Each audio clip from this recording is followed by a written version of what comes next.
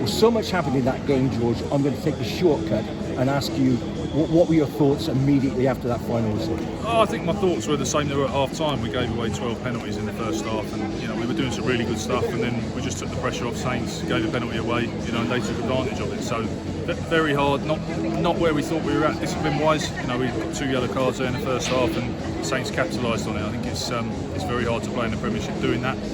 Away from that, I was pretty pleased with how the game went. I thought we had some good attacking moments. The D looked good, and the set piece was good. But it's too hard in this league to give away that many penalties, especially early on in the game. And as you were analysing on the laptops up there, could you see what the indiscipline was caused by?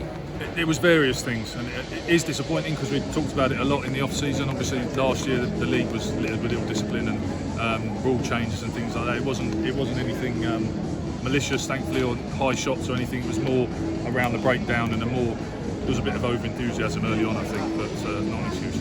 That's actually a good description of over-enthusiasm, because there was a lot of pace and a lot of intent in that performance from obviously from Northampton, but from Gloucester as well. 3 tries on the board, two were rubbed off, but I mean that's a lot of crossing the whitewash.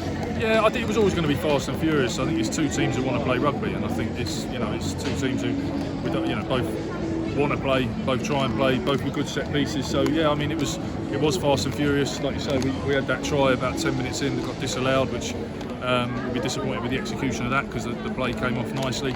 And Johnny's one in that corner, which will be up for debate, I think. But it is what it is. Like I say, away from everything else, the discipline really hurt us today. 2 really neat line-out boys, straight from the training field. Yeah, we saw the space, and those ones hurt you the most, I think, because you do all the analysis, you see something, and the execution wasn't good enough. So we have to go back and work on those. A different week for you maybe this week, because you're saying that last week there is nothing to analyse. You don't know what the opposition are going to do. Lots of players away from different teams.